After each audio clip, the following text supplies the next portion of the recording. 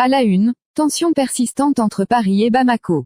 Les relations sont toujours aussi tendues entre la France et le Mali. Il y a 2 jours, relève Jeune Afrique, Emmanuel Macron a discuté avec Vladimir Poutine de l'arrivée du groupe paramilitaire russe Wagner au Mali. Un sujet qu'il a aussi abordé avec le Burkinabé, Roch Marc Christian Kaboré, le Nigérien Mohamed Bazoum, le Tchadien Mahamat Idriss Déby Itno, ainsi qu'avec la secrétaire d'État américaine, Kamala Harris, ces derniers jours. Avec son homologue russe, précise le site panafricain, comme au cours de leurs précédentes discussions sur le sujet, le président français a plaidé contre l'arrivée des mercenaires russes à Bamako et a répété qu'un tel scénario aurait de graves conséquences. Pour sa part, Vladimir Poutine a, une nouvelle fois, repris ces éléments de langage, pointe Jeune Afrique, Wagner est une société privée qui répond à une logique de marché et que le Kremlin ne contrôle pas. Mais à Paris, on continue à prendre au sérieux l'hypothèse d'un débarquement de l'entreprise au Mali. Aux yeux des responsables français, la junte au pouvoir à Bamako a vraiment l'intention de conclure un tel accord, en particulier le colonel Sadio Camara, le ministre de la Défense. La France conspuée. Pour une partie de la presse malienne, cette agitation diplomatique montre que la France est aux abois. Paris ne dort que d'un seul œil ces derniers temps, s'exclame l'alerte. La panique s'installe, Paris accuse Moscou, et le Mali, depuis le discours du siècle tenu par le Premier ministre Choguel Kokala Maïga à la tribune des Nations Unies, Paris ne cesse de s'attaquer aux autorités de transition.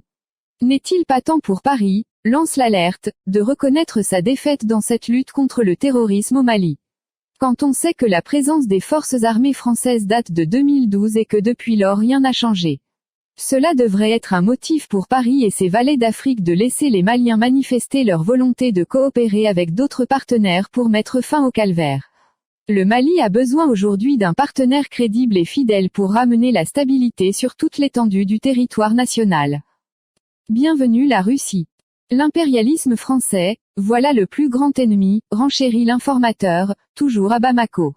La sécurisation des sources de matières premières et des parts de marché des entreprises françaises d'une part et le besoin de promouvoir son industrie d'armement d'autre part, ont ravivé un activisme d'ingérence, affirme le journal bamakois, dont les derniers événements au Mali ne sont que des illustrations. Alors, bienvenue la Russie. Tonne l'Aube qui rapporte par le menu la récente visite à Moscou du ministre malien des Affaires étrangères, Abdoulaye Diop. D'après lui, Moscou souhaite étendre sa coopération avec Bamako au-delà du secteur sécuritaire. De nouveaux investissements russes sont attendus au Mali dans les secteurs de l'énergie, de la technologie agricole, de l'exploration des sols, des télécommunications. Un renforcement de la coopération qui devrait être marqué par une prochaine visite du ministre Sergueï Lavrov au Mali. Wagner, quelles conséquences? Alors quelles conséquences de cette éventuelle arrivée de la Russie sur le terrain malien, par le biais notamment du groupe Wagner?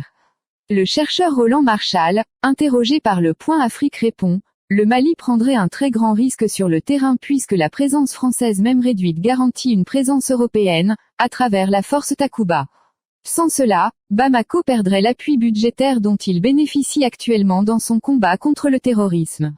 Il y a un autre aspect qui apparaît au second plan mais qui me semble essentiel, poursuit le chercheur français, c'est le bilan de Wagner. Si on regarde les gains militaires obtenus par les salariés de Wagner en Centrafrique, ils sont conséquents mais les mouvements armés auxquels ils s'opposaient n'étaient pas aussi bien équipés, aussi bien organisés et entraînés que les groupes djihadistes qu'on retrouve aujourd'hui au Sahel.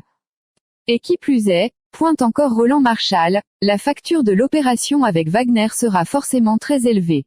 S'il arrive au Mali, il faudrait que la société investisse sur la qualité de ses combattants et sur des moyens aériens significatifs. Parce que les Maliens ne pourront plus compter sur les Américains en termes de renseignement et sur les Français, en termes de soutien aérien. Source, RFI.